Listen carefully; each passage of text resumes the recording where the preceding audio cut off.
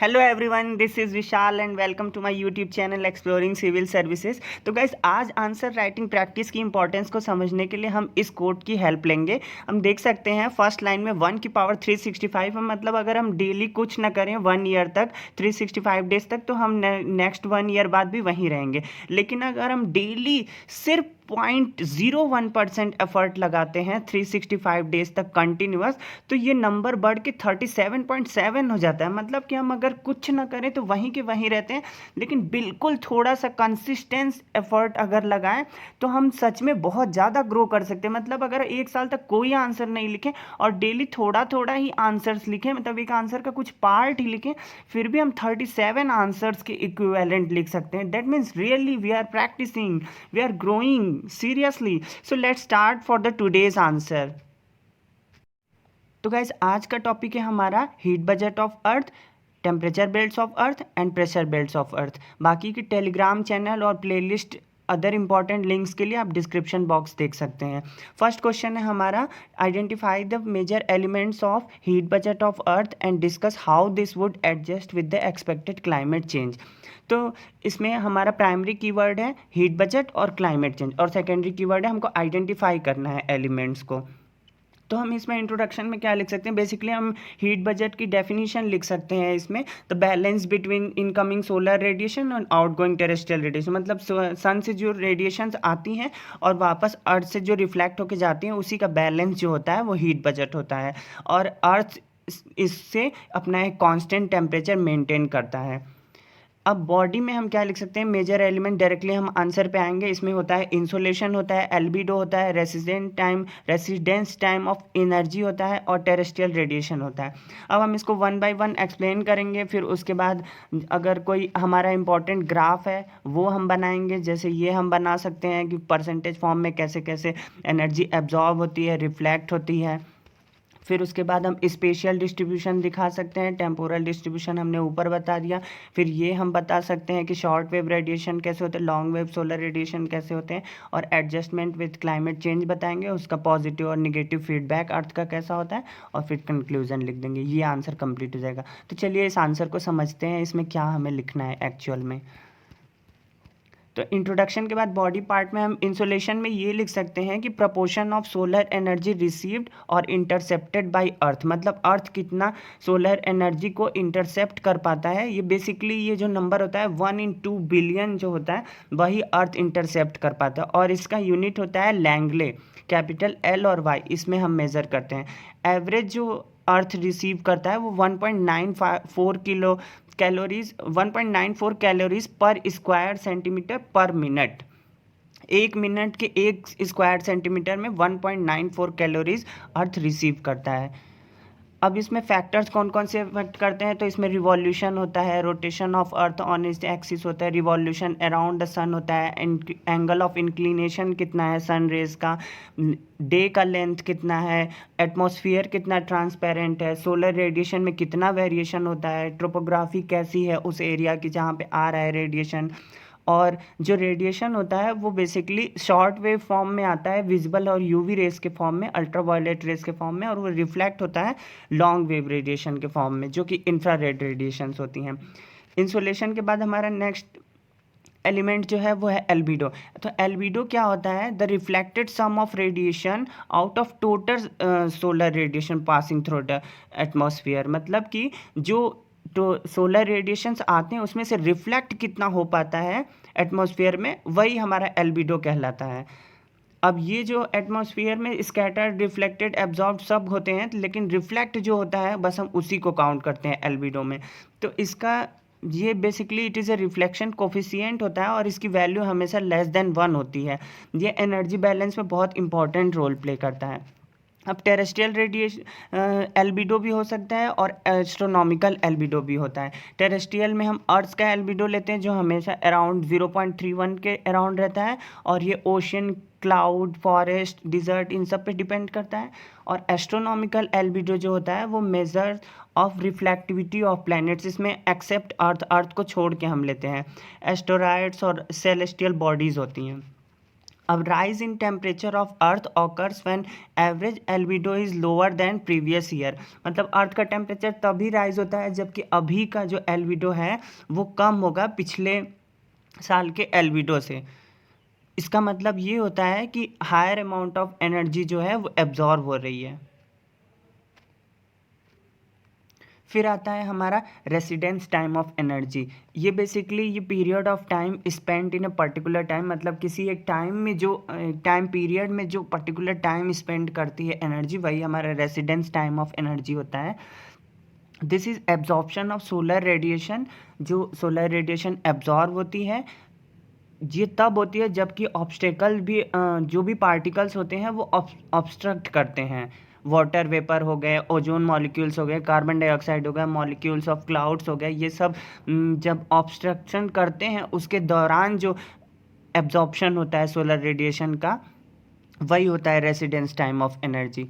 अब उसके बाद हमारा आता है terrestrial radiation. Terrestrial radiation basically जो हमारा अर्थ रिफ्लेक्ट करता है the earth surface after being heated bye insolation. Insolation मतलब जो सोलर रेडिएशन आ रही थी, अर्थ सरफेस खुद से फिर एनर्जी रेडिएट करना स्टार्ट कर देती है। और ये जो एनर्जी रेडिएट करती है वो आती तो है शॉर्ट वेव फॉर्म में, लेकिन जाती है लॉन्ग वेव रेडिएशन के फॉर्म में। This long wave radiation is also known as terrestrial radiation. और ये जो है इस एब्जॉर्ब बाय एटमॉस्फेरिक गैसेज जो रेडिएशन वापस जाती हैं, इस कार्बन डाइऑक्साइड हो गया, ग्रीन हाउस गैसेज हो गया, वो सारे लोग इसको एब्जॉर्ब कर लेते हैं। अब इन सब के अलावा कंडक्शन, कन्वेक्शन और एडवेक्शन भी होता है एटमॉस्फेयर में। कंडक्शन कब होता है? कंडक्शन जो होता है वो zone of contact between atmosphere and earth surface के बीच में होता है। कन्वेक्शन कब होता है? कन्वेक्शन जो होता है वो साइक्लिक मूवमेंट होता है associated with convectional process in atmosphere, जहाँ पे ये कन्वेक्शनल प्रोसेस है जहाँ पे हीट का ट्रांसफ़र होता है लोअर लेयर से अपर लेयर में, इसीलिए एटमॉस्फेयर हीटअप होता है कन्वेक्शन की वजह से। फिर उसके बाद एडवेक्शन जो होता है, एडवेक्शन जो होता है बेसिकली ये हॉरिजॉन्टल मूवमेंट ऑफ एयर होता है। और इसका एग्जांपल हम ले सकते हैं कि diurnal changes in daily weather in mid latitude regions. तो बेसिकली यही पूरा प्रोसेस था जो कि अर्थ के हीट को बैलेंस करता है। अब अर्थ का हीट बजट अगर हम देखें तो वो 70% एब्जॉर्ब होता है और 30% रिफ्लेक्ट होता है। अभी 70% में भी 23% एटमॉस्फेयर में और 47% अर्थ में एब्जॉर्ब होता है। The heat absorbed by land and ocean is exchanged with atmosphere through conduction, radiation and latent heat। मतलब जो भी हीट हमारा लैंड और ओशन एब्जॉर्ब करता है वो एक्सचेंज होता है एटमॉस्फेयर से इन्हीं सारे प्रोसेसेस से, कंडक्शन वाले प्रोसेस से, रेडिएशन वाले प्रोसेस से और लेटेंट हीट वाले प्रोसेस से एक्सचेंज होती है हीट। अब इसका हम डायग्राम बना सकते हैं। टेम्पोरल अगर हमें दिखाना हो तो ये डायग्राम आप स्क्रीनशॉट ले सकते हैं। कैसे यहाँ से एनर्जी आ रही है, इनकमिंग सोलर रेडिएशन 100% है, लेकिन फिर यहाँ पे 23% air, H2O, ozone, cloud, dust ये सब एब्जॉर्ब कर ले रहे हैं। 7% स्कैटर हो जा रही है, 17% क्लाउड से रिफ्लेक्ट हो जा रहे हैं, 6% सरफेस से रिफ्लेक्ट हो जा रहे हैं, 47% ओशन और लैंड एब्जॉर्ब कर ले रहा है। अब यहाँ पे हम देखें तो फिर 20% क्लाउड से रेडिएशन हो जा रहा है, 40% रेडिएट हो रहा है वाटर, ओजोन, कार्बन डाइऑक्साइड से, फिर उसके बाद 10% लॉन्ग वेव रेडिएशन हो रही है, फिर 24% लेटेंट हीट हो रहा है, 7% कंडक्शन से। और स्पेशियल में जो होता है वो जो इक्वेटोरियल रीजन होता है वहाँ पे सरप्लस होता है और ऊपर के रीजन्स में, पोलर रीजन्स में डेफिसिट होता है। अब जो हीट बजट है वो बेसिकली एटमॉस्फेयर और ओशियनिक सर्कुलेशन से ही मेंटेन होता है। अब शॉर्ट वेव सोलर रेडिएशन का हम ये डायग्राम बना सकते हैं, लॉन्ग वेव सोलर रेडिएशन का हम ये डायग्राम बना सकते हैं। यहाँ पे कैसे स्पेस में स्कैटर हो रहा है शॉर्ट वेव में और फिर स्पेस में रिफ्लेक्ट हो जा रहा है, तो ये हमारा डायग्राम बनेगा। और रिफ्लेक्टेड टू स्पेस फ्रॉम अर्थ, यहाँ पे लॉन्ग वेव रेडिएशन में स्पेस में रिफ्लेक्ट हो रहा है, अर्थ से स्पेस में रिफ्लेक्ट हो रहा है। और यहाँ पे शॉर्ट वेव में था अर्थ रिफ्लेक्टेड बाय स्पेस, मतलब स्पेस में ही रिफ्लेक्ट हो रहा है। फिर उसके बाद radiated to space by atmosphere, ये भी जो है ये लॉन्ग वेव रेडिएशन, ये एटमॉस्फेयर से फिर से स्पेस में जा रहा है। तो बेसिकली यही इसका डायग्राम है शॉर्ट वेव और लॉन्ग वेव रेडिएशन का। आप इसको देख सकते हैं कितना % एनर्जी कहाँ एब्जॉर्ब हो रहा है अर्थ में, कहाँ एटमॉस्फेयर में, कहाँ रेडिएशन हो रहा है, कहाँ कन्वेक्शन कंडेंसेशन, कहाँ क्लाउड से हो रहा है। तो इन ये सारे % पहले से कैलकुलेट किए गए हैं। फिर उसके बाद अगर क्लाइमेट से एडजस्टमेंट की बात करेंगे तो यहाँ पे न्यू इक्विलिब्रियम जो होता है वो हायर लेवल ऑफ टेम्परेचर पे हम देखा जाता है, और रेसिडेंस टाइम जो है एनर्जी का वो इंक्रीज़ होता है। फिर अर्थ जो है वो अपने डैमेज को मिनिमाइज करने के लिए किसी नए इक्विलिब्रियम के पहले दो तरह के काम करती है, पॉजिटिव फीडबैक देती है, निगेटिव फीडबैक देती है। तो पॉजिटिव में क्या होता है कि अर्थ जो है वो एक्स्ट्रा हीट रिजर्व करके रखी रहती है लैंड, ओशियन, आइस इन सब के फॉर्म में। इसमें आईपीसीसी का असेसमेंट, 5th असेसमेंट रिपोर्ट भी कोट कर सकते हैं कि ग्लोबल वार्मिंग पे कितना इम्पैक्ट हो रहा है, कि ये % बता सकते हैं हम। 93% ओशियन पे, 3% लैंड, 3% आइस, 1% एटमॉस्फेयर। फिर अर्थ जो है वो जैसे जैसे एल्बिडो बढ़ता है तो इंसुलेशन घटता है, जिसकी वजह से एरोसॉल्स मतलब एयर में जो इम्प्योरिटीज़ होती है वो बढ़ती हैं। अब जब इम्प्योरिटीज़ बढ़ेंगी तो जाहिर सी बात है ट्रांसपेरेंसी कम होगी और पोलर आइस कवर भी बढ़ेगा, एरोसॉल्स अगर बढ़ रहे हैं तो। फिर उसके बाद ये जो है ये स्लोइंग डाउन ऑफ सर्कुलेशन होता है। और निगेटिव में हम देख सकते हैं कि टेम्परेचर में इंक्रीज़ होता है, जिससे पोलर आइस इंक्रीज़ होते हैं, ग्रीन हाउस गैसेज बनते हैं, अर्थ का जो स्पेशियल डिस्ट्रीब्यूशन है वो भी चेंज हो जाता है, कि फिर एटमॉस्फेयर का एब्जॉर्प्शन कैपेसिटी जो है वो भी बढ़ने लगता है, थर्मोहालाइन सर्कुलेशंस होते हैं, डीप सी करेंट्स आते हैं। अब ये जो है अर्थ बजट, सॉरी जो हीट बजट है, ये क्लाइमेट चेंज को भी एक रीज़न देता है। इसी को हम क्लाइमेट फोर्सिंग भी कहते हैं। फिर कंक्लूज़न में हम लिख सकते हैं कि हीट बजट से जो इम्बैलेंसेस होते हैं इससे इन टैकल करने के लिए बहुत सारे इंटरनेशनल एफर्ट्स भी लगाए गए हैं, जैसे पेरिस क्लाइमेट चेंज हो, किगाली एग्रीमेंट हो, इन्वामेंटल प्रोटेक्शन लॉ हो। और इन सब का इम्प्लीमेंटेशन अगर हम करें अच्छे से तो एंथ्रोपोजेनिक फैक्टर से लड़ते हुए, जैसे अर्बनाइजेशन हो, इंडस्ट्रियलाइजेशन हो, इन सब से लड़ते हुए हम हीट बजट के इम्बैलेंस को रोक सकते हैं। तो बेसिकली यही सारी चीज़ें लिखनी थी इस आंसर में। फिर चलिए नेक्स्ट क्वेश्चन पे चलते हैं। नेक्स्ट क्वेश्चन हमारा ये है, identify the major types of temperature inversion and explain the significance of subsidence inversion. मतलब टेम्परेचर इन्वर्जन कितने तरह के होते हैं वो बताना, और सिग्निफिकेंस बताना है सब्सिडेंस इन्वर्जन का। ये सारे क्वेश्चन काफ़ी इंपॉर्टेंट है, आए हुए भी हैं इन्वर्जन ऑफ टेम्परेचर करके क्वेश्चन यूपीएससी के एग्जाम में। तो इसमें प्राइमरी कीवर्ड है हमारा टेम्परेचर इन्वर्जन, सब्सिडेंस इन्वर्जन, और सेकेंडरी कीवर्ड है हमको आइडेंटिफाई करना और सिग्निफिकेंस बताना है। तो इंट्रोडक्शन में हम लिख सकते हैं कि इन्वर्जन ऑफ जो वर्टिकल टेम्परेचर का जो ग्रेडियंट होता है उसी का इन्वर्जन जो होता है, उसी से हमारा टेम्परेचर का जो राइज या फॉल होता है वो हम देखते हैं। अब इसके चलते हमारा टेम्परेचर इन्वर्जन होता है, जहाँ पे कोल्ड एयर मास जो है वो अंडरलाइन होता है वार्म एयर मास के। ऐसा क्यों होता है? ऐसा इसलिए होता है क्योंकि टेम्परेचर जो है वो एल्टीट्यूड के साथ चेंज होता रहता है, एक पर्टिकुलर रीजन में, एक पर्टिकुलर सीजन में, या एक पर्टिकुलर लेयर भी बोल सकते हैं। यही हमारा जो है वो टेम्परेचर इन्वर्जन का फेनोमेना है। अब इसमें हम बॉडी में लिख सकते हैं कि ये जो इन्वर्जन है इसके डिफरेंट टाइप्स होते हैं। पहले हम बता सकते हैं फर्स्ट लेफ्ट साइड में कि ग्राउंड या सरफेस इन्वर्जन होता है, दूसरा अपर एयर इन्वर्जन होता है।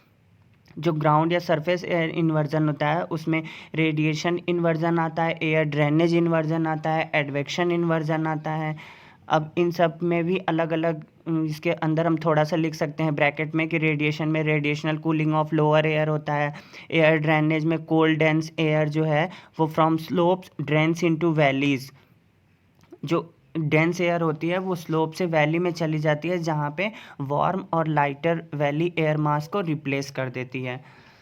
फिर एडवेक्शन इन्वर्जन में हम लिख सकते हैं कि कोल्ड एयर जो है वो एडवेक्स करता है वार्म एयर के नीचे, और वार्म एयर जो है वो एडवेक्स करता है कोल्ड एयर के ऊपर। फिर उसके बाद सेकंड हम देख सकते हैं अपर एयर इन्वर्जन में, तो यहाँ पे सब्सिडेंस इन्वर्जन है, सब्सिडेंस ऑफ एयर करंट्स होता है इसमें। और दूसरा फ्रंटल इन्वर्जन है, जहाँ पे डिफरेंट टाइप के एयर मासेस जो है उसको एक साथ लाते हैं कन्वर्जिंग मूवमेंट्स के द्वारा। फिर सब्सिडेंस इन्वर्जन के बारे में हम थोड़ा सा लिख सकते हैं कि subsidence of air leads to adiabatic heating which causes the inversion of temperature. मतलब एयर का जो सब्सिडेंस होता है उसके वजह से एडियाबैटिक हीटिंग होती है और फिर टेम्परेचर का इन्वर्जन होता है। ये बेसिकली ग्राउंड के ऊपर होता है और ये हाई प्रेशर बेल्ट से एसोसिएटेड होते हैं। ये ट्रॉपिक रीजन्स में ज़्यादा कॉमन होते हैं और ये जो सब्सिडेंस इन्वर्जन है ये पूरे अर्थ पे सबसे कॉमन इन्वर्जन है। अब इसमें हम आगे बता सकते हैं कि ट्रॉपिक में क्या होता है, एंटी ट्रेड जो होता है वो इक्वेटर से दूर जाता जाता है। जैसे जैसे वो ठंडा होता रहता है वो इक्वेटर से दूर जाता है और फिर जब वो ठंडा होता है तो वो बहुत डेंस और हैवी होने लगता है और वो सबसाइड होने लगता है उसी ट्रॉपिक में। दिस सब्सिडेंस ऑफ एयर, यही जो एयर का सब्सिडेंट होता है या एंटी ट्रेड होता है, इसके वजह से सब्सिडेंस इन्वर्जन का फॉर्मेशन होता है। यहाँ पे हम ये डायग्राम बना सकते हैं। एक्स एक्सिस पे टेम्परेचर है, वाई एक्सिस पे हाइट है। जैसे हाइट बढ़ रहा है तो इन्वर्जन ऑफ टेम्परेचर देखा जाता है। फिर इसी डायग्राम के क्रॉस सेक्शन को हम जूम करेंगे तो ये डेंसर एयर और वार्म एयर बन जाएगी। ये एंटी ट्रेड का हम डायग्राम बना सकते हैं कि कैसे जो एयर जो है वो सब्सिडेंस हो रहा है। बियॉन्ड 10 डिग्री जो है वो कूल डाउन होता है और फिर वो बिकम्स हैवियर एंड सिंक। फिर उसके बाद सिग्निफिकेंस में हम लिख सकते हैं कि सब्सिडेंस इन्वर्जन जो होता है वो रीज़न होता है जिसके वजह से रेनफॉल जो है मॉडेस्ट होती है विंटर सीजन्स में और कोल्ड एयर का भी प्रेजेंस हम देख सकते हैं क्योंकि वहाँ पे एयर का सब्सिडेंस होता है।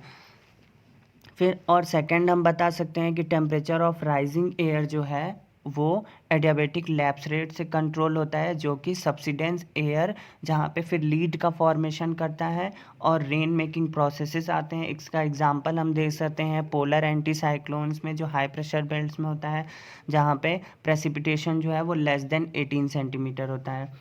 फिर उसके बाद थर्ड में हम बता सकते हैं ट्रॉपिकल और सब ट्रॉपिकल डिज़र्ट्स होते हैं जो कि सब ट्रॉपिकल हाई प्रेशर में होते हैं और हाई प्रेशर में सब्सिडेंस एयर जो है वहाँ पे सब्सिडेंस इन्वर्जन लाती है।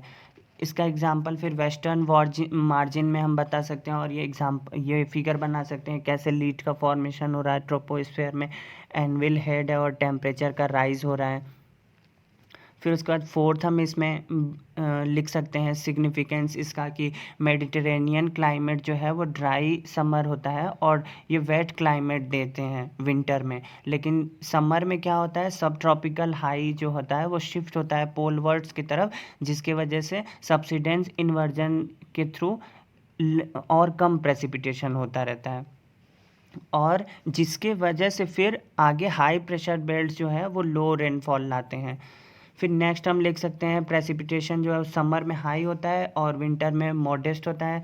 फिर एक और हम बता सकते हैं सिग्निफिकेंस इसका कि फ्रंटल इन्वर्जन के थ्रू जो क्लाउडीनेस है वो वार्म एयर मास में ही लिमिटेड होता है, लेकिन लो क्लाउड्स जो हैं वो रिलेटिवली स्टेबल होते हैं कोल्ड सेक्टर में। तो बेसिकली यही सिग्निफिकेंस है इसमें। और फिर कंक्लूजन में हम लिख सकते हैं कि सब्सिडेंस इन्वर्जन जो है वो वर्टिकल सर्कुलेशन को कंट्रोल करने में बहुत इम्पॉर्टेंट रोल प्ले करता है, जो कि ट्रॉपिकल एटमॉस्फेयर में मिलते हैं। और ये कैसे करता है, ये ऐसे करता है कि वर्टिकल डेवलपमेंट ऑफ क्लाउड्स करता है, उसको रोक देता है। क्लाउड्स का जो वर्टिकल डेवलपमेंट होता है उसको रोक देता है और इसका सब्सिडेंस इन्वर्जन का इन्वायरमेंटल सिग्निफिकेंस भी है। फिर थर्ड क्वेश्चन जो है वो भी बहुत इंपॉर्टेंट क्वेश्चन है, give a reasoned account of distribution of atmospheric pressure over earth surface. तो इसमें कीवर्ड है हमारा distribution of atmospheric pressure, primary keyword, और सेकेंडरी कीवर्ड है हमारा रीजनड अकाउंट, बताना है कि रीज़न देना है। तो इसमें हम इंट्रोडक्शन में पहले लिख सकते हैं कि प्रेशर और टेम्परेचर में बहुत क्लोज रिलेशनशिप होता है। तो जो टेम्परेचर के डिस्ट्रीब्यूशन में फैक्टर्स काम करते हैं वही फैक्टर जो है वो एटमॉस्फेरिक प्रेशर के भी डिस्ट्रीब्यूशन में काम करते हैं। तो और फिर इसमें बॉडी में हम बता सकते हैं कि कैसे हमारे कितने टाइप्स के लो और हाई प्रेशर बेल्ट्स होते हैं। पहला जो है equatorial trough of low pressure होता है, फिर सब ट्रॉपिकल हाई प्रेशर बेल्ट होता है। आप राइट साइड वाला डायग्राम भी बना सकते हैं, ये बहुत इजी डायग्राम है और बहुत इंपॉर्टेंट डायग्राम है। पहले हाई पोलर प्रेशर है, फिर लो सब पोलर, फिर हाई सब ट्रॉपिकल, लो इक्वेटोरियल, हाई सब ट्रॉपिकल, फिर लो सब पोलर, फिर लास्ट में हाई पोलर। और ये इसमें 7 टाइप्स हैं।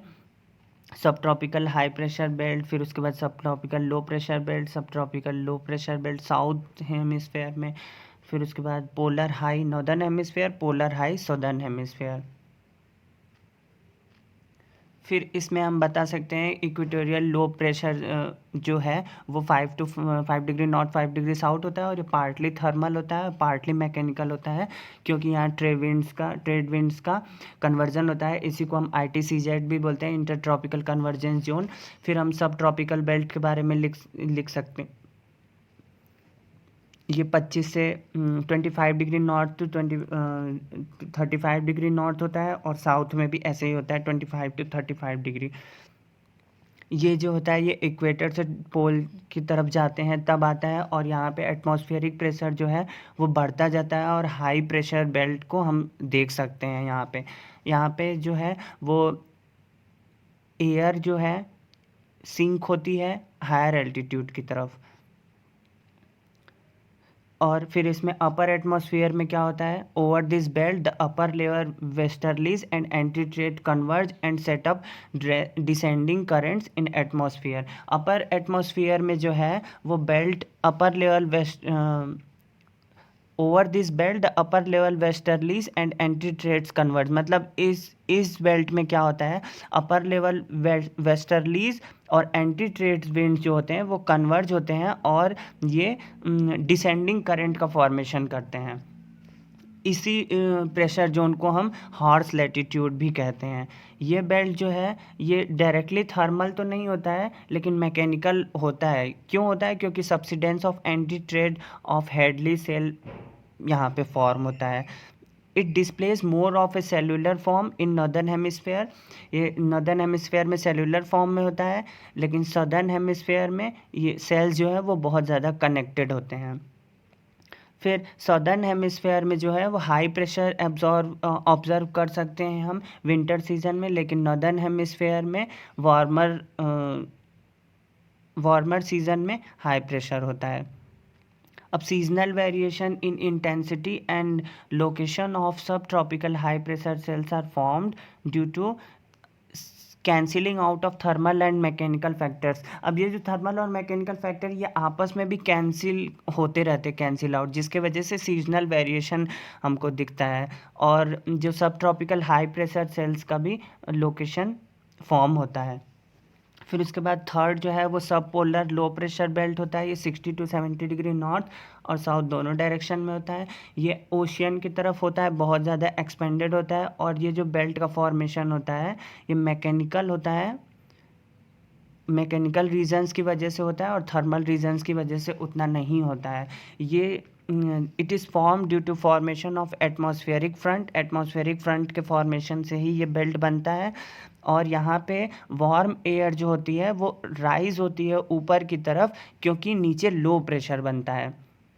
अब ये जो बेल्ट है इसके वजह से टेम्परेट साइक्लोन का फॉर्मेशन होता है बहुत सारे लैटिट्यूड में, और ये सेलुलर फॉर्म में होता है नॉर्दर्न हेमिस्फीयर में, और बेल्ट के फॉर्म में होता है सदर्न हेमिस्फीयर में, जबकि यहाँ पे उल्टा था। ऊपर वहाँ पे सेल्स बहुत ज़्यादा क्लोज थी नॉर्दर्न हेमिस्फीयर में, और सदर्न हेमिस्फीयर में कनेक्टेड थी। और यहाँ पे सेल्स जो है सेलुलर फॉर्म में यहाँ भी है नॉर्दर्न हेमिस्फीयर में, लेकिन सदर्न हेमिस्फीयर में बेल्ट के फॉर्म में है। अब in northern hemisphere this large land masses between 60 to 70 latitude which are very cold and there for more pressure, क्योंकि ये बहुत ज़्यादा कोल्ड होते हैं और वहाँ पे मोर प्रेशर होता है, ज़्यादा प्रेशर होता है। अब कंटिन्यूटी ऑफ सब पोलर लो प्रेशर बेल्ट जो है वो नॉर्थ हेमिस्फीयर में वो ब्रेक हो जाती है, जिसके वजह से जो लो प्रेशर सिस्टम का जो बेल्ट होता है वो एल्यूशियन आइलैंड पैसिफिक ओशन में, और ग्रीनलैंड और आइसलैंड अटलांटिक ओशन में मिलता है हमको। इसका जो सेंटर बनता है अब विंटर सीजन में क्या होता है, बहुत बड़ा कॉन्ट्रास्ट देखा जाता है टेम्परेचर ऑफ कॉन्टिनेंट और एडजेसेंट ओशियन के बीच में, जिस जो हेल्प करता है हमें reinforcing of Aleutian low, Icelandic low को समझने में, उसको रीइंफोर्स करने में हमको हेल्प करता है ये जो टेम्परेचर कॉन्ट्रास्ट होता है। लेकिन समर सीजन में क्या होता है, temperature contrast between continent and ocean जो होता है वो और कम हो जाता है, जिसके वजह से सब पोलर लो का डेवलपमेंट होता है और वो बहुत रेगुलर होता है। फिर फोर्थ जो है वो पोलर हाई को हम नॉर्थ और साउथ को एक जगह ले सकते हैं, वहाँ पे हम बता सकते हैं कि पोल की तरफ क्या होता है, एटमॉस्फेरिक प्रेशर जो होता है वो बढ़ता जाता है, जिसकी वजह से पोलर एंटी साइक्लोन ऑक्यूपाई कर लेता है पोलर लैटिट्यूडनल रीजन को। ये पोलर हाई प्रेशर बेल्ट जो होता है वो डेफिनेट थर्मल ओरिजिन का होता है, एकदम कंफर्म है ये। और फिर उसके बाद पोलर हाई प्रेशर बेल्ट जो होता है नदर्न हेमिस्फेयर का, वो वीक होता है नदर्न हेमिस्फेयर में, और सदर्न हेमिस्फेयर में बहुत ज़्यादा स्ट्रांग होता है। नदर्न हेमिस्फेयर में क्या होता है कि जो हाई प्रेशर एरिया है वो सेंटर नहीं होता है एक पोल पे, लेकिन ये माना जाता है कि ग्रीनलैंड की तरफ वेस्टवर्ड डायरेक्शन में ये एक्सटेंड होता रहता है, जो कि कनाडा के पार्ट में है। और ये क्यों होता है, क्योंकि डायगोनल रोटेशन ऑफ अर्थ हम देखते हैं वहाँ पे। और जो लेयर ऑफ एयर जो होती है at poles are thinned out, जो पोल्स पे जो लेयर होती है वो और पतली होती जाती हैं, और लो टेम्परेचर का परसिस्टेंस जो है उसके वजह से पोलर एयर कोल्ड और हैवी बनती रहती है जी। अब इस फर्दर ये क्या करता है, हाई प्रेशर बनाता है पोलर रीजन्स में, और जो ईस्टर्ली विंड्स होती हैं वो ब्लो आउट होती रहती हैं, जिसके वजह से फिर आगे चल के हाई प्रेशर टू सब पोलर लो प्रेशर सिस्टम को हम देख सकते हैं। और नदर्न हेमिस्फेयर में क्या होता है, नदर्न हेमिस्फेयर में सेम ईस्टर्ली विंड जो है वो डिफ्लेक्ट होती हैं राइट साइड में अपने ओरिजिनल पाथ से, और पोलर नॉर्थ ईस्टर्ली बनाती हैं, और सदर्न हेमिस्फेयर में साउथ ईस्टर्ली बनाती हैं। अब इसके सीजनल वेरिएबिलिटी भी हम चाहें तो, ये क्वेश्चन हमारा यही कंप्लीट हो गया, लेकिन अगर हम सीजनल वेरिएबिलिटी चाहें तो ये लिख सकते हैं कि ITCZ में कैसे ये शिफ्ट होता है। अब सीजनल वेरिएशन को हम कैसे एक्सप्लेन कर सकते हैं, ये एक छोटा सा कॉन्सेप्ट है कि एंटी साइक्लोन जो है वो हमेशा ही क्लॉकवाइज चलता है, जहाँ पे उसमें हाई प्रेशर बनता है सेंटर में, और साइक्लोन में लो प्रेशर बनता है, वो एंटी क्लॉकवाइज होता है। अब ITCZ में क्या होता है, जैसे कि बाकी सारे प्रेशर बेल्ट होते हैं वैसे ITCZ भी नॉर्थ और साउथ में शिफ्ट होता है सीजनल चेंज की वजह से। जनवरी के मंथ में क्या होता है, ये साउथ ऑफ इक्वेटर होता है, लेकिन जुलाई में जो है वो नॉर्थ ऑफ इक्वेटर होता है। ये जो है due to greater continentality of Asia, ये जो है it shift very far north in east Asia, मतलब एशिया कॉन्टिनेंट बहुत बड़ा है, उसके वजह से ये नॉर्थ में बहुत ज़्यादा दूर तक रहता है। फिर ये जो है सब ट्रॉपिकल हाई प्रेशर बेल्ट जो है विंटर में जो है ये बेल्ट फॉर्म में होता है। इवन कॉन्टिनेंट जो है वो बहुत कोल्डर होते हैं, लेकिन इंडिविजुअल सेल्स जो होती हैं वो ब्रेक हो जाती हैं समर रीजन्स में, क्योंकि कॉन्टिनेंट हीट होने लगते हैं। फिर सब पोलर जो लो प्रेशर बेल्ट है वो जनवरी में क्या होता है, इंडिविजुअल सेल्स मिलती हैं अटलांटिक और पैसिफिक ओशन में, लेकिन it owes its origin to presence of major tracts of temperate cyclone. इसका ओरिजिन जो होता है वो टेम्परेट साइक्लोन से होता है। ये जो सब पोलर लो प्रेशर वो डिसअपियर हो जाता है जुलाई में, क्योंकि कोल्ड एयर मास जो है वो एब्सेंट हो जाते हैं नदर्न हेमिस्फेयर में, और इसके चलते साइक्लोजेनेसिस का भी फेनोमेना नहीं होता है। लेकिन सदर्न हेमिस्फेयर में क्या होता है, सदर्न हेमिस्फेयर में बेल्ट फॉर्म में मिलते हैं थ्रू आउट द ईयर, क्योंकि ये मोर लाइक वाटर हेमिस्फेयर है, और ये बेल्ट में ही रहते हैं, जिसकी वजह से फिर वे ये कोल्ड पोल पे परमानेंट होते हैं, और वहाँ पे साइक्लोजेनेसिस का phenomena through out the year देखा जाता है, और वहाँ पे पेरेनियल प्रेशर होता है। अब पोलर हाई प्रेशर जो है, ये पोलर हाई प्रेशर जो है वो सीजनल फेनोमेना होता है नदर्न हेमिस्फेयर में। जनवरी में क्या होता है कि पोलर साइक्लोन जो है वो आर्कटिक कनाडा और साइबेरिया के रीजन्स को ऑक्यूपाई कर लेता है, लेकिन जुलाई में डिसअपियर हो जाता है। सदर्न हेमिस्फेयर में क्या होता है, सदर्न हेमिस्फेयर में पोलर हाई प्रेशर जो है वो परमानेंट होता है, due to cold pole of Antarctica, क्योंकि अंटार्कटिका का पोल बहुत कोल्ड है, जिसकी वजह से हाई प्रेशर जो है वहाँ पे पोलर हाई प्रेशर परमानेंट होता है सदर्न हेमिस्फेयर में। फिर कंक्लूजन में हम लिख सकते हैं the distribution pattern of earth average sea level atmospheric pressure displace some of zonal arrangement, मतलब जो अर्थ का हमारा पूरा sea level atmospheric pressure pattern है वो जोनल अरेंजमेंट के फॉर्म में होता है, जो कि लैटिट्यूड को भी फॉलो करता है, और जिसके वजह से सीजनल वेरिएबिलिटी में भी हम चेंजेस देख सकते हैं। तो बेसिकली इसको तीनों क्वेश्चन में हमें यही लिखना था। अगर आप लोगों को ये लेक्चर पसंद आया या आंसर्स पसंद आए तो प्लीज़ इस वीडियो को लाइक करिए और अपने फ्रेंड्स के साथ भी शेयर करिएगा, और चैनल पे नए हैं तो please subscribe this channel. Thank you so much, bye bye, take care and stay happy, keep studying, bye.